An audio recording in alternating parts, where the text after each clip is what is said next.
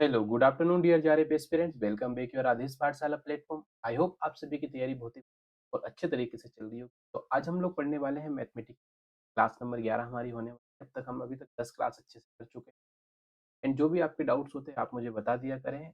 And यदि आपको math समझ में आ रहा हो, अच्छा आपको लग रहा हो मैथ पढ़ना, पीवाईक्यूज आपके बनने लगे हो, तो कोई दिक्कत है ही नहीं। यदि आपको नहीं समझ में आ रहा तो आप किसी टीचर से भी पढ़ सकते हैं, इसमें कोई आपत्ति नहीं है बिल्कुल भी, क्योंकि आपको समझ में आना बहुत ज़्यादा महत्वपूर्ण। मेरा पढ़ाना उतना आपको समझ में आना चाहिए, और मैं जो पढ़ा रहा हूँ उससे आपके पीवाईक्यूज यदि बन रहे हो तो ही मेरे पढ़ाने का आपके लिए फ़ायदा होगा, अन्यथा कोई फ़ायदा नहीं है। क्लियर बात मैं आपसे कर देता हूँ ताकि आप कल को ये ना कहो कि सर आपने पढ़ाया था लेकिन क्वेश्चन नहीं बने। देखिए, मैं कोशिश करता हूँ पुराने पीवाईक्यूज लेकर, पुराने जो कॉन्सेप्ट को हाथ पे रखकर मैं आपको खाली सजा कर दे देता हूँ। अब आपके ऊपर ये निर्भर करता है कि आप उस चीज़ को कितना समझ पा रहे हैं, मैं कितना समझा पा रहा हूँ। मैं अपनी तरफ से कोशिश करता हूँ। यदि आपको फिर भी ऐसा लगता है कि मुझे ये चीज़ें नहीं समझ में आ रही, ये सब्जेक्ट नहीं समझ में आ रहा, तो ऐसा नहीं है कि आप यहीं से पढ़ोगे। आप अन्य जगह से भी आप पढ़ सकते हो, ऐसी कोई दिक्कत नहीं है। क्लियर? तो आज हम एक नया कॉन्सेप्ट पढ़ेंगे। कल हमने एवरेज को खत्म कर लिया था, 2 क्लासों में एवरेज से लगभग-लगभग जैसे भी क्वेश्चन बन सकते थे, लगभग सभी टाइप के क्वेश्चन देख लिए थे। अब हम बात करेंगे फ्रैक्शन के ऊपर। एक टॉपिक है फ्रैक्शन करके आता है, ऐसे स्पेशली कोई टॉपिक नहीं है अभी हमारा, परंतु क्या होता है वहां से रिलेटेड कभी कभी कुछ प्रश्न आ जाते हैं कि वो बहुत सारी चीजों पर निर्भर करता है। उसकी क्या डेफिनेशन दी है, हम इसको पढ़ लेते हैं। सबसे पहले डेफिनेशन दी है कि फ्रैक्शन एक वह भिन्न राशि होती है जो किसी अंक के भाग को दर्शाती है जब किसी वस्तु या संख्या के समान भागों में। अब देखो ये परिभाषा होती है तो चीजें समझ में आने लिए लिख दी है बस। हाँ, बस ये दो वर्ड याद रख लेना, कभी अगर जैसे पेपर में आपको जब मिले ना ये तो आपको दिक्कत नहीं। ये आपको पढ़ के थोड़ा लग रहा होगा कि अंश और हर हमने पढ़ा है। आप सभी ने ये पढ़ा होगा। अगर देखिए आप, अंश और हर सभी पढ़ते हैं। ऊपर की संख्या को अंश कहा जाता है, नीचे को हर कहा जाता है। कभी कभी क्या होते हैं प्रश्न पूछ लिए जाते हैं, जैसे आरोही क्वेश्चन आते हैं ना, वहां से वो प्रश्न पूछ लिए जाते हैं, तो उन्हें कैसे हेल्प करेंगे। कभी छोटी बड़ी संख्या पूछ ली जाएगी आपसे, पाँच चार पांच डिजिट दे दिए जाएंगे, ठीक है। तो अगर और इसको अपन अगर ऐसा लिख दें, अनुपात में लिखते हैं ना अपन, तो कोई दिक्कत नहीं है, ठीक है। अंश अनुपात हर, ये जो मैथ वाले जो बच्चे होंगे वो अच्छे तरीके से इसको जानते होंगे, जिनका 11 12 में जिन्होंने मैथ पढ़ा है या जो अभी मैथ पढ़ा हो, तो ये सारी चीजें वो अच्छे से समझते होंगे। तो मैं आज इसी से रिलेटेड हम कुछ क्वेश्चंस करके देखेंगे, कुछ चीजें देख लेंगे ताकि हमसे कोई भी चीजें ना छूटे। स्पेशली कोई अलग से टॉपिक नहीं है हमारा, पर ये पढ़ा जाता है। क्यों? क्योंकि इस तरह के कुछ प्रश्न यूजीसी पूछ ली जाती है, यूजीसी की तरफ पूछ लिए जाते हैं, ताकि हम चाहते हैं कि कोई भी ऐसा प्रश्न, ऐसा कॉन्सेप्ट ना रहे हमसे जहां से कि आपका कृष्ण बनने के चांसेस छूट जाए आपसे। देखिए, दो तीन क्वेश्चन तो इजी आएंगे जो हम ऑलरेडी पहले पढ़ चुके हैं, ठीक है। अब एक ही ऐसा टॉपिक है जहाँ से प्रश्न बन सकता है। बहुत ये एक कह सकते हैं आप, ये एक ऐसा मिसलीसियस रैंडम सा टॉपिक है एक तरह से। क्या है, मिसलीसियस या रैंडम सा टॉपिक है जहाँ से प्रश्न आ सकते हैं। यूजीसी का मूड है, उसके पूछना होगा तो पूछ लेगा यहाँ से प्रश्न। तो या इस तरह के प्रश्न देखेंगे आप, जो पीवाईक्यू लगा रहे होगा तो कुछ इस तरह के प्रश्न मिले, कुछ प्रश्न आपको इस तरीके के मिले होंगे। अभी हम पढ़ेंगे परसेंटेज, पढ़ेंगे एशियन प्रोपोर्शन वगैरह कुछ पढ़ने वाले हैं, ठीक है। एसआई वगैरह हम ये सब पढ़ेंगे। ये यहाँ से तो एक प्रश्न बनने के बहुत ज्यादा चांसेस रहते हैं, पर आज की इस छोटी सी क्लास में हम इसको हम कवर कर लेंगे, ठीक है। तो अंश हर की हम बात करेंगे। तो चलते हैं अपन नेक्स्ट स्लाइड पे, क्या है तरीके के किसी किसी प्रश्न आते हैं। यही समझा देता हूँ आपके पास अभी, एक मिनट। बस देखिए, आप जैसे एक एग्जांपल मैं आपको देता हूँ, जैसे कि 2/3, क्या हम इसको ऐसे लिख सकते हैं? 2:3 आंसर को ऐसे लिख सकते हैं, बिल्कुल लिख सकते हैं। बहुत सारे आपसे कभी अनुपात में लिखने के लिए दे दिया जाएगा, तो कभी बड़ी संख्या, छोटी संख्या, ठीक है, आरोही क्रम, अवरोही क्रम, ये सारी चीजें पूछ ली जाती हैं। तो अंश और हर को हम इस रूप में भी लिख सकते हैं। क्लियर? अंग्रेजी में इसको न्यूमरेटर एंड डिनोमिनेटर कहते हैं, ठीक है। एन और डी के थ्रू को रिप्रेजेंट करते हैं। अब इससे कुछ एक एग्जांपल हम देखते हैं, ठीक है। देखिए इधर एग्जांपल में इसका बता देता हूँ आपको। मान के चलिए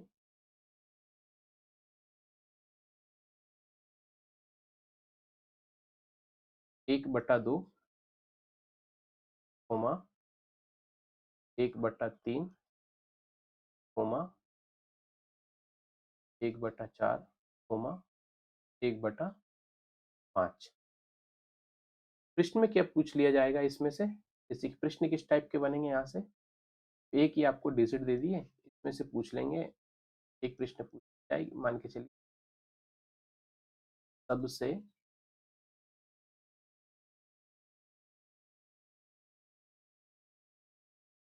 छोटी राशि या संख्या पूछ ली जाएगी आप, ठीक है, स्मॉलेस्ट।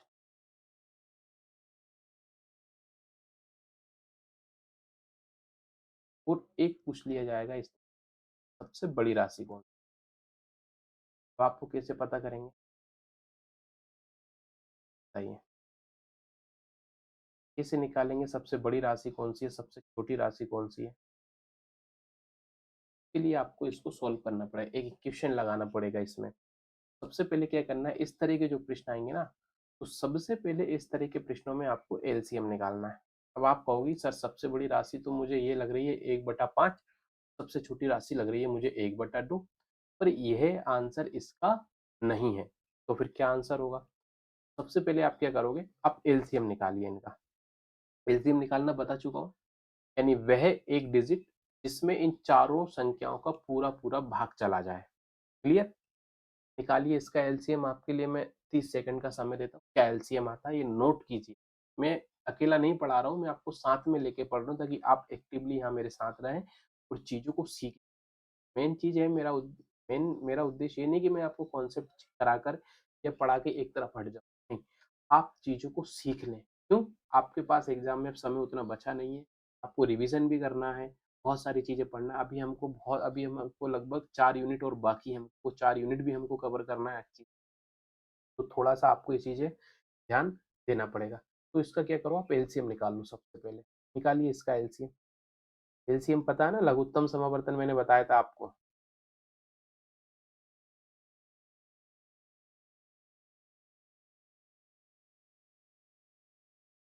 है ना? निकालिए लीस्ट काउंट मल्टीपल, इसमें इसको अपन कहते हैं।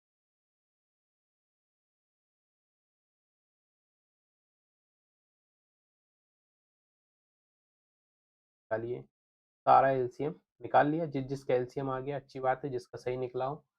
देखो क्या डिजिट है आपके पास, 2 3 4 5, ऐसी कौन सी संख्या है जिसमें इसका पूरा भाग चला जाएगा?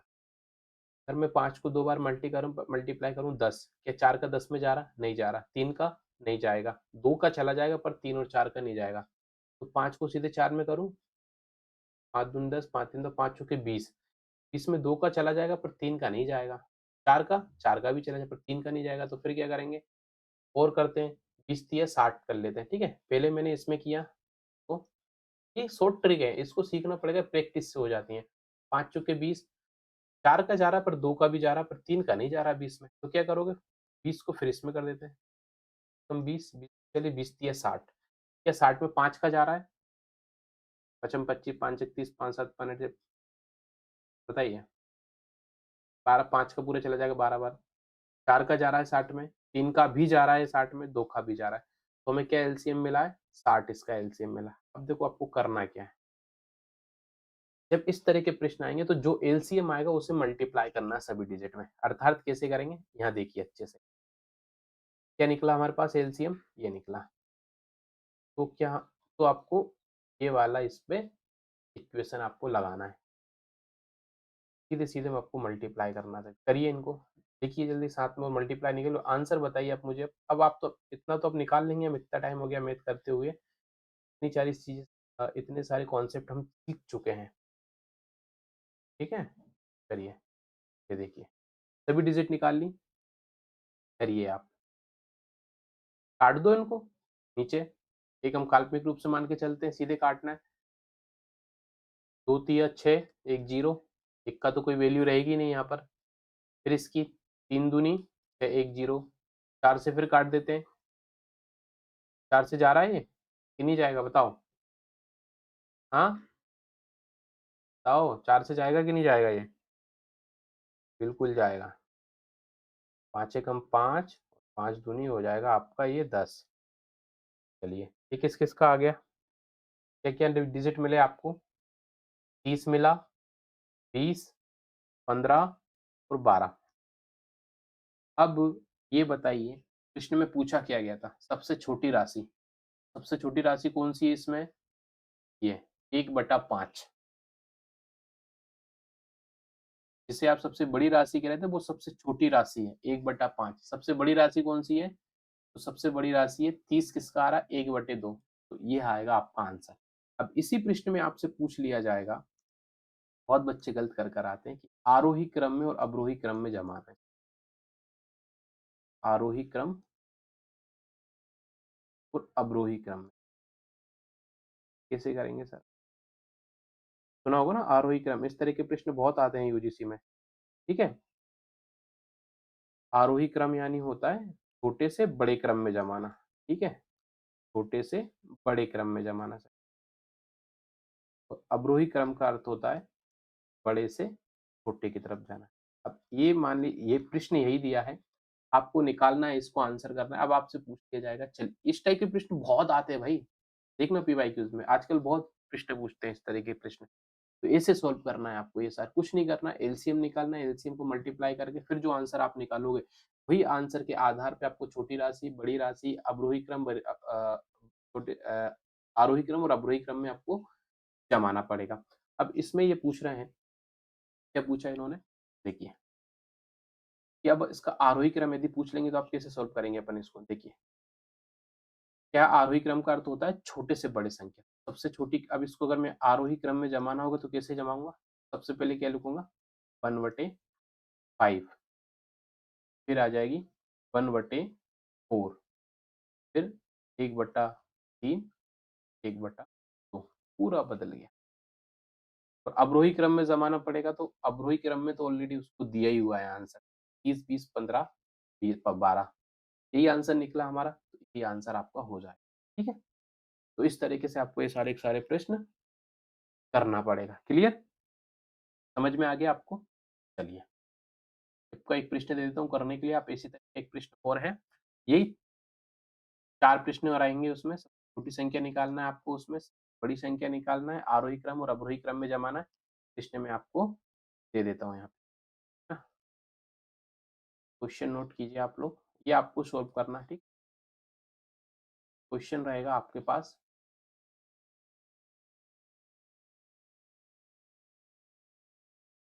4/10, 11/11, 2/5, 1/6,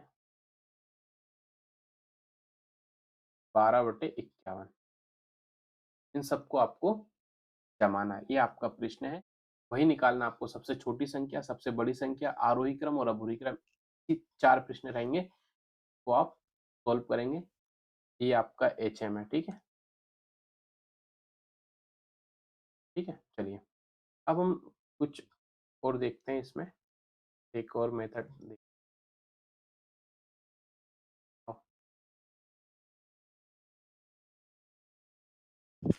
चलिए, देखिए, एक एक और नेक्स्ट मेथड कह लीजिए, टाइप कह लीजिए। मान के चलिए एक संख्या है x/y। अब प्रश्न दिया है आपको इसमें, क्वेश्चन नोट कर लीजिए आप चाहें तो ये पूरा का पूरा, कि x और y में मान के चलिए अंश और हर पता चल गया, ऊपर की संख्या को हम अंश कहते हैं, नीचे की जो संख्या होती है इसको कहा जाता है हर, ठीक है? समझ में आ गया? अब देखिए, प्रश्न में कहा जाता है x और y में, या सीधा कहा जाएगा कोई एक संख्या है उसमें अंश में, प्रश्न लिखिए, अंश में 20% की क्या होती है? वृद्धि की जाती है। 20% क्या होती है? वृद्धि करना है आपको। और हर में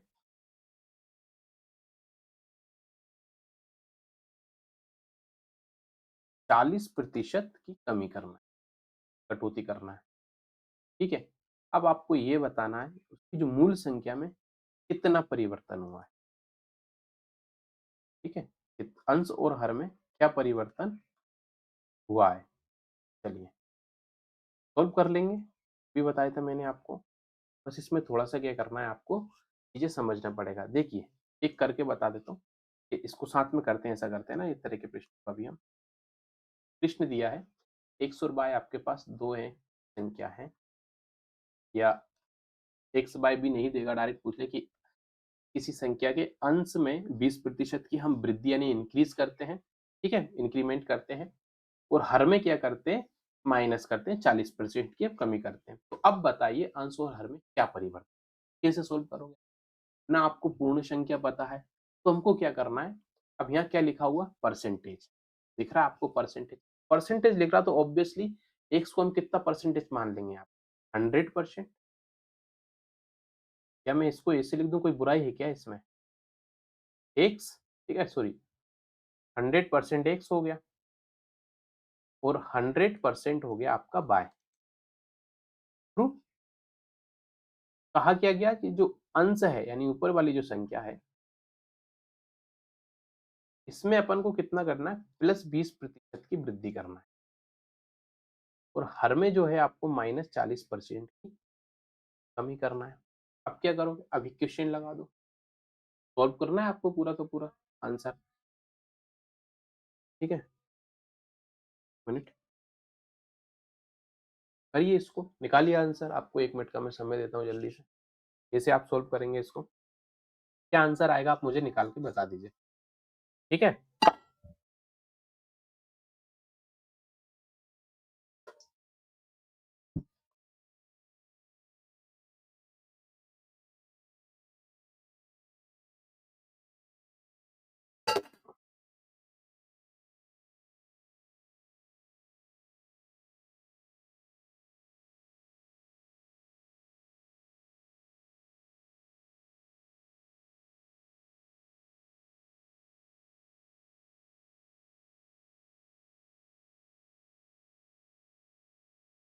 निकालिए इसका आंसर क्या आता है, मैंने अब जमा दिया, अब आपको आपको पूरा सॉल्व करना है, इतना मैंने आपकी सहायता कर दी थी, अब पूरा आपको ही करना है, क्योंकि अब कैलकुलेशन करना तो हम सीख ही गए हैं लगभग, इतने सारे टाइम हो गया हमको।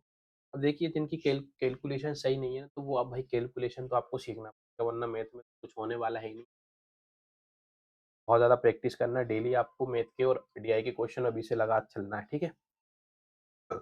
डीआई की प्रैक्टिस कीजिए आप, कोई दिक्कत नहीं है ना। बस परसेंटेज हम बहुत जल्दी पढ़ने वाले हैं, 1-2 दिन में हम परसेंटेज तक पहुंच जाएंगे, चिंता रहिए, कल परसेंटेज उठा लेंगे, कोई इशू नहीं।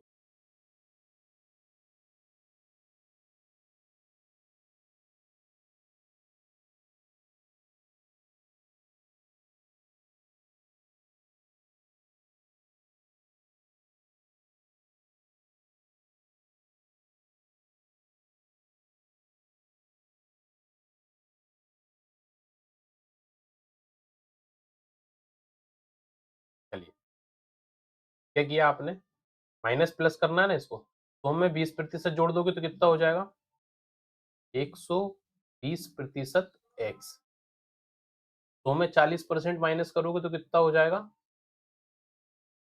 60% वाई, प्रतिशत से प्रतिशत काट देंगे, है ना, ये तो पता ही होगा सबको, हम करते आए, प्रतिशत से प्रतिशत काट दो आप डायरेक्ट। अब क्या करोगे, 0 से 0 काट देते हैं, चलिए ये भी सही है, आप लोग ये तो कर दिया होगा, इतने तो आ ही चुका है। 6 से 12 कट रहा है क्या, 6 दूनी 12, तो क्या आया निकल कर यहाँ पे आंसर इसका, 2x/y। तो अंश में कितना प्रतिशत का चेंज आया है यहाँ पे, आप देखोगे 2x से लिखा है, x से 2x यानी कितना पहुंच गया, सीधा आया आपका आंसर, 100% का चेंज आया है सर। 100% कैसे माना पता है ना, एक 2 हो गया, 1 का 2 कितना होगा, सीधा 100%, एक गुना बोल रहा है ना, 2 गुना हो गया तो कितना हो गया, 100% का चेंजेस आया सीधे सीधा। तो इस तरीके से आंसर आपको करना पड़ेगा। क्लियर, मान के चलेंगे आप। चलिए आगे बढ़ते हैं, और प्रश्न देख लेते हैं, और क्या क्या प्रश्न है इस तरीके से, या परसेंट तो हम पढ़ेंगे ही पढ़ेंगे, निश्चिंत रहिए, ये नोट कर लीजिए, जिसका ये आ गया होगा अच्छी बात है, जिसका नहीं आया थोड़ी सी और आपको प्रैक्टिस करने की आवश्यकता रहेगी। क्लियर, कैलकुलेशन अपनी थोड़ी बेटर कर लेना, इसमें कुछ नहीं था, सिंपल चीजें हैं, छोटा सा टॉपिक था। अब हम सीधे परसेंटेज एसआई पढ़ेंगे, अभी हमारा रेशियो रह गया, बहुत इंपॉर्टेंट टॉपिक है ये तीनों के तीनों, बहुत इंपॉर्टेंट ज़्यादा टॉपिक है, इसलिए करना हम सबको अच्छे से पड़ेगा। ठीक है, कुछ एक दो प्रश्न मैं दे देता हूँ आपको, वो आप कर लीजिएगा यहाँ से। चलिए,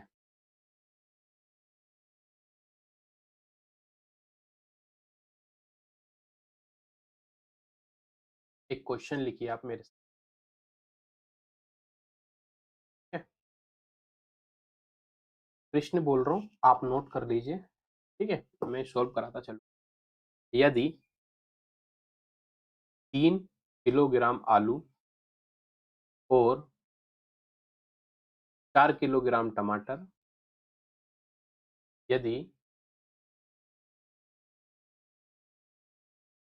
3 किलोग्राम आलू, ठीक है, यदि 3 किलोग्राम आलू और 4 किलोग्राम टमाटर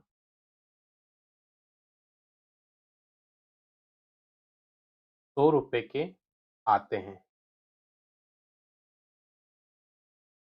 100 रुपीज के, यानी 3 केजी आलू एंड 4 किलो टमाटर।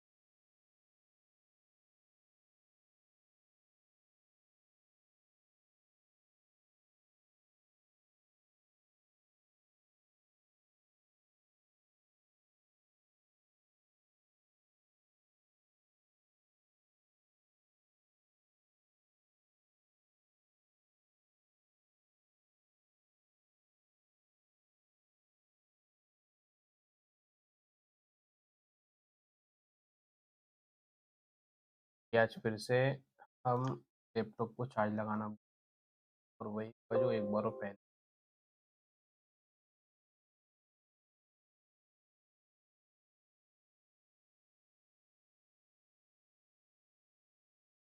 चलिए बात है ना। तो एक क्वेश्चन में आप लोगों को लिखा रहा था, वो क्वेश्चन 3 किलो आलू और 4 किलो टमाटर 100 रुपए के होते हैं। 3 किलो आलू, 4 किलो टमाटर होते हैं 100 रुपए के। ठीक है, और साथ ही में दो डाटा दिया हुआ, एक दिया है आपको 3 किलो आलू और 4 किलो टमाटर हो रहा है आपके पास 100 रुपए के। साथ ही एक प्रश्न और है, साथ ही एक डाटा और एंड और करके लिखिए, एंड करके, और 4 किलो आलू और 3 किलो टमाटर, 3 किलो टमाटर हो रहे हैं 110 रुपए के, 110 रुपए के। तो आप बताइए इसमें टमाटर का मूल्य कितने रुपए प्रति किलोग्राम होगा। सॉल्व करके देखिए, आप पहले आप लगाइए, फिर तो लगाइए, बहुत सिंपल सा क्वेश्चन है। आपको बस इसमें नॉलेज और ट्रिक से सॉल्व हो जाएगा ये वाला प्रश्न। करिए इनको।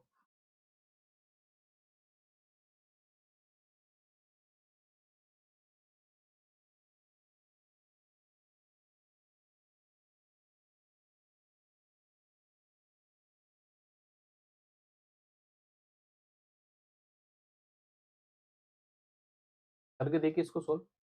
टमाटर का मूल्य पूछा है, नहीं लिख देता हूँ मैं ना। एक मूल्य, दो डाटा ये दिए हैं, फिर इसमें से पूछा है कि अब बताइए, इस ये पीवाई क्यू है ना आपके पास, ये मेरे शायद 2023-24 का क्वेश्चन हो। टमाटर का प्रति किलोग्राम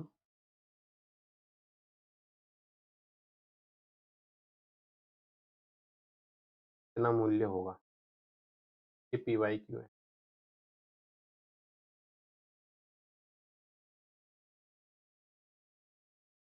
ये भी 2023 या 24 का ही होगा, 24 का ही होगा या 25, 24, सॉरी 24-25 का होगा ये क्वेश्चन। आप इतनी बात 24-25 का क्वेश्चन है आपका PYQ।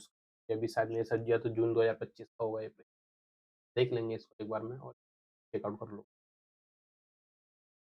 चलिए इसका आंसर निकालिए, क्या आएगा। ऑप्शन दूं क्या इसके? चलिए ऑप्शन दे देता हूँ यहाँ। तो प्रश्न नेक्स्ट स्लाइड में सॉल्व करेंगे। आप 15, 20, 10, 25। चलिए करूँ, निकालो आंसर क्या आ रहा है।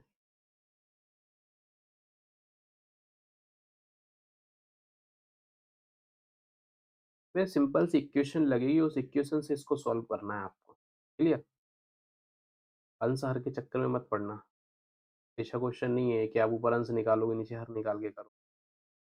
बस आपको सिंपल से एक ट्रिक लगाना पड़ेगी, और कुछ नहीं करना।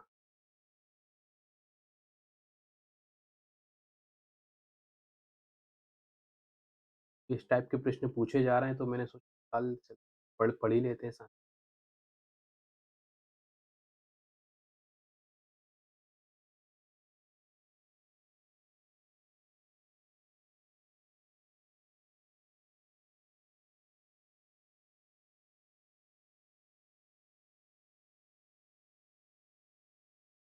चलें, चलें सोच मेरे साथ साथ कीजिए, इसका आंसर निकल गया होगा। देखो लिस्ट में दिया क्या है हमको, पहले ये देखते हैं। लिस्ट में उन्होंने हमको दो डाटा दिया है, ठीक है। एक दिया है आलू, तो एक दिया है टमाटर, ठीक है। आलू कितना दिया है? आलू का दिया है सर 3 रुपए, सॉरी 3 किलो आलू दिया है। टमाटर दिया है हमको एक जगह पे 4 किलो। ये कितने के हो रहे हैं दोनों? सर 100 रुपए के। एक डाटा में इन्होंने क्या कहा हमसे, जो आलू है वह है 4 किलो, जो टमाटर है वह है 3 किलो। ये सर कितने के हो रहा है? 110 किलो। तो आप बताइए 1 किलो टमाटर का प्राइस क्या होगा। अब इस इन दोनों को मिला के आपको 1 किलो को टमाटर का प्राइस निकालना था। तो सबसे पहले अब देखिए, अब यहाँ ये तो पता नहीं है कि आलू कितने रुपए किलो पड़ रहा है, टमाटर कितने किलो पड़ रहा है। अगर किसी एक का भी पता होता, हमको डाटे में दिया होता कि आलू इतने रुपए किलो, तो हम टमाटर का निकाल लेते डायरेक्टली। पर यहाँ तो आलू का भी नहीं पता, टमाटर का भी नहीं पता, तो आपको निकालना पड़ेगा अलग अलग, ठीक है। तो इसके लिए आप क्या करेंगे, हम सबसे पहले क्या, हम आलू की जो कीमत है इसको 100 रुपए प्रति किलो मान लें। 100 रुपए प्रति किलोग्राम।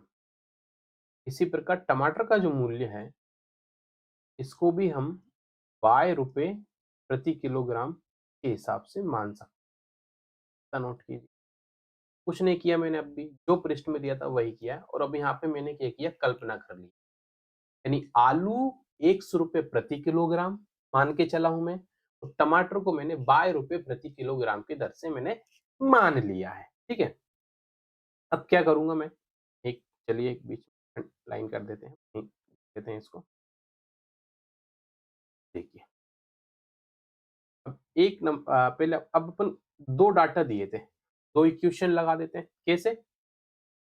टमाटर कितना है, आलू को हमने क्या माना x, टमाटर को हमने माना y।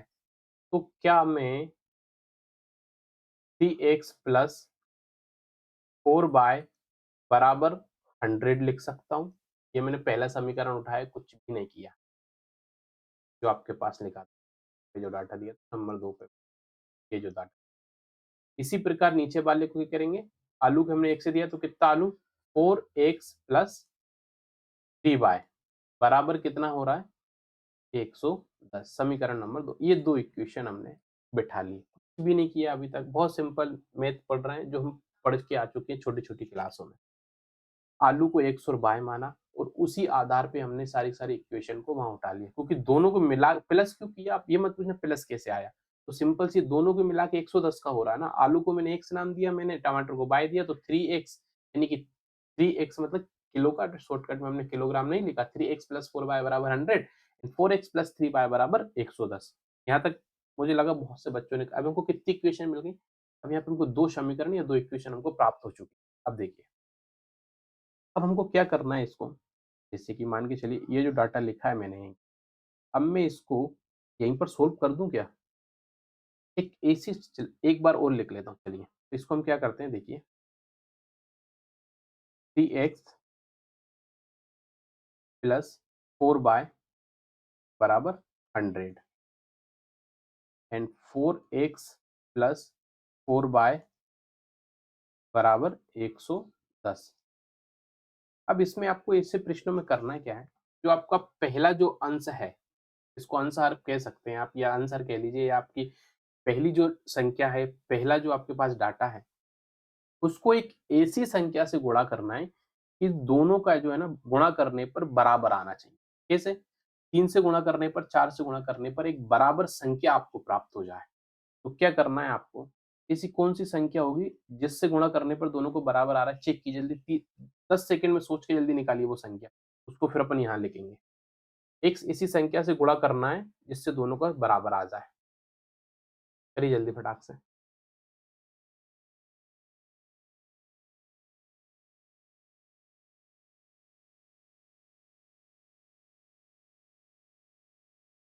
हरिओम। 3 से अगर मान के चलिए मैं 2 से करता हूँ, 2 से 3 का गुणा करूँगा तो कितना होगा, 2 दूनी 4, 2 तिया 6 आएगा। 4 से करूँगा तो 16 आएगा। तो ये नहीं मिल रहा है मुझे, दोनों अलग-अलग डिजिट आ रही हैं। 3 से भी नहीं आएगा, 4 से करके देखते हैं। 4 एकम 4, 4 दूनी 8, 4 तिया 12। अब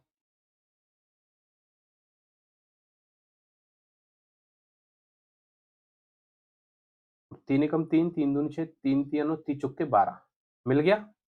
तो क्या आया? हमने किससे मल्टीप्लाई किया? तो एक संख्या मिली मुझे इधर 4 और एक संख्या मिली 3। दोनों का जो समीकरण निकल के, जो इक्वेशन मुझे मिली है, ये क्या मिल गई आपको? 12x and 12x। कुछ नहीं किया, मैंने एक ऐसी डिजिट ली है जिससे दोनों का जो आपका डिवाइड करने पर जो आंसर आएगा वो सेम आना चाहिए। 12x दोनों का मिला, 4 से 3 को मल्टीप्लाई करूंगा तो 12x आ रहा है, 3 से 4 का करूंगा तो आपको 12x मिलेगा। और ये सिर्फ इसी में नहीं करना, सभी डिजिट में करना है। इसी प्रकार आपको यहाँ करना पड़ेगा। 4 का बाय में कीजिए, 12 में कितना आएगा? 4 चौके 16, तो कितना हो गया? 16 बाय। इसी प्रकार 3 का 4 में कीजिए, 4 और 4 तिया 12 सॉरी 3 है ना, 4 कम 4 छूंगा, 4 तिया 12। यहाँ पे आपका कुछ गड़बड़ किया, 3 था ना यहाँ पे, 1 मिनट, पोजीशन गलत कर दी, 3 है ना। आप लोग तो देख रहे होंगे, मुझे पता है ना, ध्यान नहीं दी। ये है आपका 3, 3 दूनी 6, 3 तिया 9 बाय, 9 बाय आ गया आपके पास। इसी प्रकार इसमें करना है, 4 से 100 से करोगे तो कितना आ जाएगा? 400 आएगा। 3 का 0 में करो तो 0, 3 एकम 3, 3 एकम 3, 330 आ गया आपके पास। ये मिल गया आपको डाटा, एक नया डाटा मिल गया एक नई इक्वेशन के साथ। ये आपको नहीं दिखेगा इसलिए मैं पीछे लिख देता हूँ डबल से, ठीक है? नीचे क्या मिला हमको मल्टीप्लाई करने के बाद? 3x का 3, फिर से लिख देता हूँ ना डाटा। क्या था आपके पास? 3x + 4y बराबर 100, यही था। और यहाँ क्या था आपके पास? 4x + 3y बराबर 110। ये हमने डाटा पुट किया था। हमने एक ऐसी संख्या से इसको मल्टीप्लाई किया था जिससे कि आगे वाली जो संख्या है उसका जो है ना, नंबर आना चाहिए सेम। 4 से 3 से करोगे, 4 तिया 12x, 3 से 4 का करोगे तो भी आएगा आपके पास 12x। इसी प्रकार सभी डिजिट में करोगे, 4 चौके 16 बाय आएगा, 3 तिया 9 बाय आ जाएगा। ठीक है? यहाँ कितना आ जाएगा? 400। यहाँ कितना आ जाएगा? हमने 330। अब कुछ नहीं करना है आपको, सिंपल सा मेथड यूज करना है। माइनस प्लस आपको पता होगा, ये किस चीज के हैं? ये प्लस के हैं हमको। ठीक है? ये प्लस का मिला है आपको, तो माइनस प्लस का खेल तो आता ही होगा आप सबको, इसी आधार पे आपको करना है, ठीक है। ये 12x से 12x कट जाएंगे, ट्रू, प्लस प्लस क्या हो गया माइनस, 16 में सुनो गई तो कितने बचे, निकालिए, आंसर आ जाएगा आपके पास। कितना बचा आपके पास, 7y बचेगा, 7 बचेगा, ठीक है। और यहाँ आप माइनस करोगे तो कितना आएगा, 430, ये मिलेंगे आपको 70। तो क्या आया, बाय बराबर 70 बटे बाय बराबर 70/7, काट दीजिए, 7 एकम 7 और 1 0 बराबर कितना आया 10। तो टमाटर कितने रुपए प्रति किलोग्राम है, 10 रुपए प्रति किलोग्राम है। अब आलू का भी पूछा जाएगा तो आप यहाँ से निकाल सकते हैं। बस ये सिंपल से मेथड से आपको भी प्रश्न सोल्व करना पड़ेगा, बार बार प्रैक्टिस कीजिए तो इसीलिए आसान हो जाएगा आपको प्रश्न निकालना, कोई दिक्कत नहीं रहेगी। नोट कर लीजिए जल्दी से, फिर एक प्रश्न और करके हम क्लास समाप्त करेंगे अपनी, फिर हम कल नेक्स्ट टॉपिक उठाएंगे, ठीक है। आज वैसे तो ऑफ लेने का विचार था, पर मैंने सोचा कि चलो कम से कम मैथ तो ले ही लेते हैं, आपकी मैथ की डेली प्रैक्टिस होती रहे। टीचिंग एप्टीट्यूड हम कल पढ़ेंगे, ठीक है। Class number teaching aptitude 9 number की क्लास होगी कल, बहुत बचा भी तो टीचिंग, तो बहुत सिलेबस बताया यार पढ़ने की। करिए अब थोड़ा स्पीड बढ़ाएंगे और जल्दी जल्दी थोड़ी क्लास बड़ी ले लिया करेंगे ना, 1.5 घंटे 2-2 घंटे तक पहुंचा देंगे क्लास को, मैथ की खासकर मैथ की क्लास को जल्दी जल्दी थोड़ी बड़ी क्लास लेंगे और जल्दी जल्दी हमारा सिलेबस कंप्लीट हो जाए, ठीक है। कल ऐसा करेंगे, कल हम लेंगे 2 घंटे की क्लास, मैथ की बड़ी क्लास लेंगे।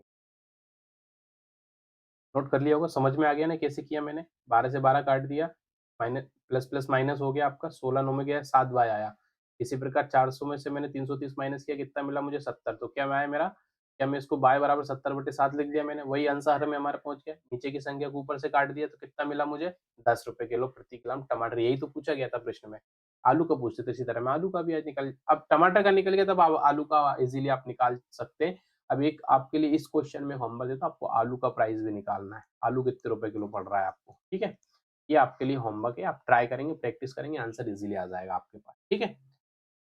चलिए एक नेक्स्ट क्वेश्चन और नोट कर लीजिए आप फटाक से, उसको हम सोल्व करते हैं। ये क्वेश्चन आपको ही सोल्व करना है, मैं नहीं कराऊंगा, फिर मैं आपको इसमें लास्ट में इसको सॉल्यूशन दे दूंगा, ठीक है। क्वेश्चन लिखिए, मान लीजिए, प्रश्न लिखिए, मान लीजिए कोई भिन्न, मान लीजिए कोई भिन्न जिसका अंश, मान लीजिए कोई भिन्न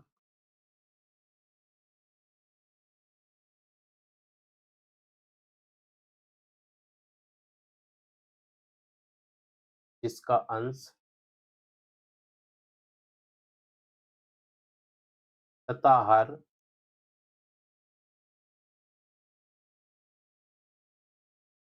दोनों, ये पीवाईक्यू है ना, कुछ पीवाईक्यू क्वेश्चन है, धनात्मक पूर्णांक, लिख देता हूँ, देखिए, मान लीजिए कोई भिन्न जिसका अंश तथा हर, हर लिख, अंश तथा हर दोनों धनात्मक पूर्णांक हैं, ठीक है, धनात्मक पूर्णांक हैं, यदि अंश में, यदि अंश में 20% की वृद्धि, अभी हमने किया ये वाला क्वेश्चन, उसी टाइप का क्वेश्चन, 20% की वृद्धि हो जाए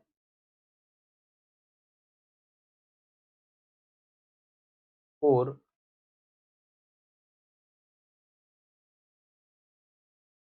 हर में 20% की कमी हो जाए, 20% की कमी हो जाए, की जाए, तो उसका जो मान है 6/9 हो जाता है,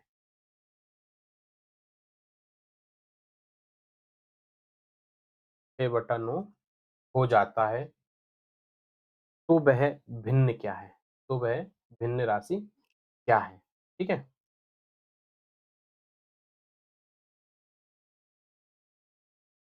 ये प्रश्न पूछा गया, ये पीवाईक्यू है, ये भी मेरे हिसाब 24-25 का ही पीवाईक्यू होगा। चलिए करिए इसको सोल्व भाई लोगों, करेंगे फिर इसको बाद में साथ में मिल ट्राई कीजिए। बस एक हिंट दे देता हूँ, आपको इसका वो नहीं निकालने की जरूरत है, आपको ऑलरेडी दिया उसका मान जो है वो 6/9 हो जाता है, ये दे दिया इसमें, थोड़ी सी हिंट दी है, पहले जितना सिंपल क्वेश्चन ही रहेगा ये। करिए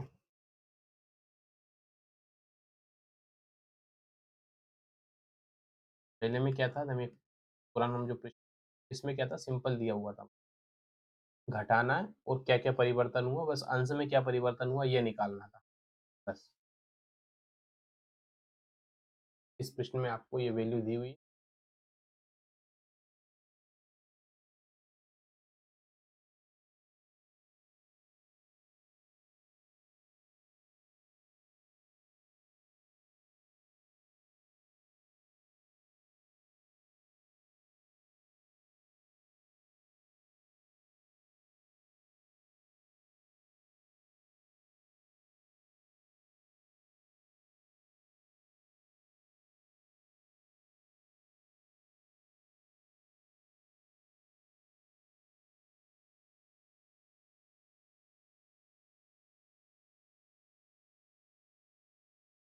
ये प्रश्न है बस, प्रश्न को ही मैंने लिखा है सीधे के सीधे कैलकुलेशन के, अब इसको आपको सॉल्व करना है।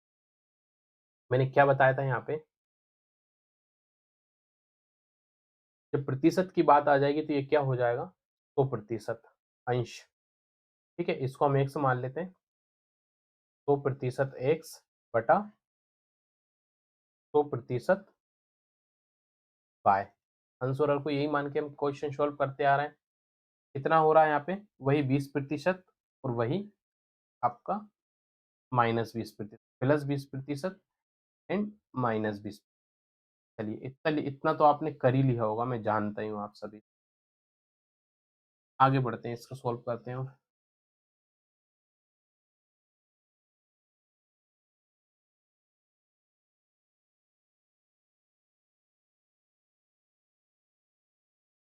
आगे बढ़ो, वही सिंपल, कुछ नहीं करना, जो हमने पहले जो क्वेश्चन किया था ना उसी तरह हमको सॉल्व करना है।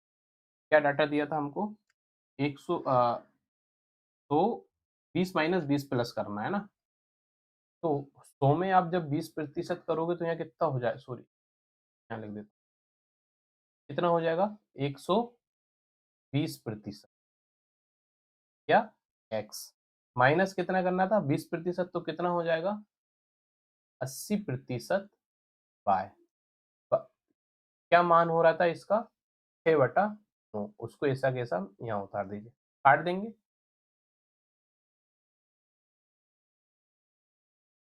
प्रतिशत से प्रतिशत कट गया, इसको काट दें, सही, कोई गड़बड़ तो नहीं, अच्छा पहले 0 से 0 काट देते हैं, 4 दूनी 8, 4 तिया 12, क्या मिल रहा है, अगला मान हमको क्या मिल चुका है यहाँ पे, 3/2 बराबर 6/9, गुणा कर दें इनका आपस में, जब इस तरह की संख्या मिलती है तो हम यही करते आए, क्या वैल्यू आएगी, 6 दूनी 12, सही लिख रहा हूं मैं, 9 तिया 27, क्लियर, 12/27 में कोई वैल्यू मिलेगी, क्या एक इसको काट सकते हैं, काटिए इसको,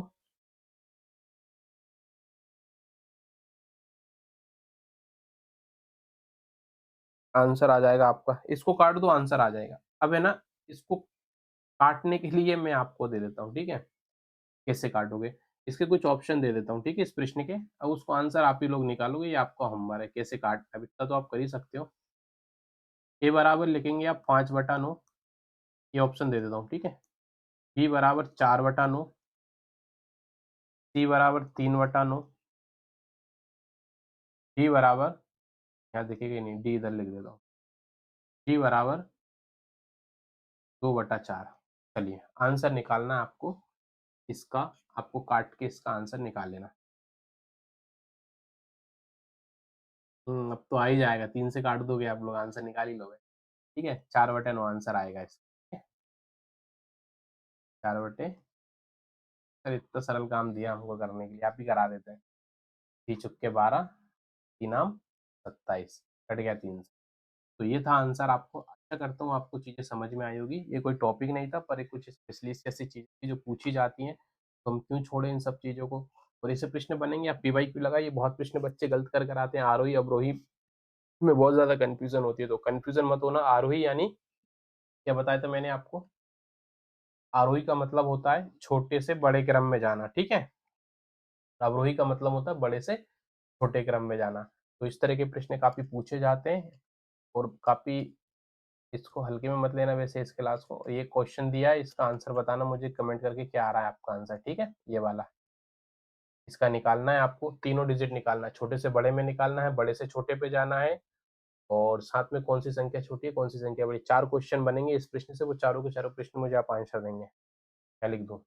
पहला क्वेश्चन क्या है? सबसे छोटी संख्या निकालना है इसमें आपको, सबसे छोटी राशि निकालना है, सबसे छोटी राशि, फिर आपको सबसे बड़ी राशि भी ज्ञात करना है, सबसे बड़ी राशि ज्ञात करना है, ठीक है? और एक प्रश्न और दूंगा इसमें आपको, आरोही क्रम में जमाना है सभी को, और अवरोही क्रम में भी आपको जमाना है। चलिए सोल्व कीजिए, होमवर्क है, लगाइए अपना दिमाग, इसका आंसर निकालिए, मुझे कमेंट करके बताना क्या आंसर इसका आता है। तो आशा करता हूँ आज की क्लास आपको समझ में आई होगी। मैं फिर से कह रहा हूँ, अगर ऐसा लगता है कि आपको मैथ मुझसे समझ नहीं आ रहा, तो कोई ऐसा नहीं कि आप मुझसे ही पढ़ें, आप किसी अन्य टीचर की सहायता भी ले सकते हैं, कोई दिक्कत नहीं है, ठीक है? और यदि आप कोई पहले से कोई सोर्स ऐसा पढ़ते आ रहे हो जो आपके लिए पीवाईक्यू लगाने में हेल्प कर रहा हो, तो उसको भी साथ में पढ़ते रहिए, ताकि क्या है ना, कोई चीज़ हमसे ना छूटे। क्लियर? बे देखो, मैं तो ट्राई करता ही हूँ मैक्सिमम आप सबको पढ़ाने के लिए, परंतु आप अपने से भी कुछ एफर्ट लगाइए, ट्राई कीजिए, पीवाईक्यूज़ तो लगाना है। अब रही बात कंटेंट की, तो देखिए मेरे हिसाब से जो मैं नोट्स आपको दे रहा हूँ ना, बाकी थ्योरीज वाले वो सब सफिशिएंट है, और पीवाईक्यूज़ लगा लीजिए, ठीक है? कि 10 सोर्स को 10 बार पढ़ने से बेहतर है किसी एक सोर्स को 10 बार पढ़ के एग्जाम को क्रैक कर लो। बहुत ज़्यादा किताबें रहेंगी, बहुत ज़्यादा नोट्स रहेंगे, बहुत ज़्यादा कंटेंट रहेगा, तो उतनी ही ज़्यादा आप मिसगाइड होंगे, उतनी ही ज़्यादा आपकी असफलता के चांसेस। इसलिए क्या करना है, एक सोर्स को, उसको बार-बार पढ़ 100 बार पढ़ लो कम से कम, बेहतर रहेगा आप सब। क्लियर? तो अब दीजिए मुझे आप सभी जाने की इजाज़त, कल मिलते हैं फिर अपन आगे की क्लासों के साथ, ठीक है? कल हम देखते हैं कल क्या पढ़ेंगे, कोई नया सा टॉपिक उठा लेंगे, या तो परसेंटेज उठा लेंगे, या फिर अभी टाइम एंड वर्क हो चुका है, टाइम एंड डिस्टेंस देख लेंगे, ऐसा करते हैं। रिलेटेड क्वेश्चन है, तो वो वाला क्वेश्चन हम देख लेंगे। तो आशा करता हूँ आपको चीज़ें समझ में आई गई होंगी।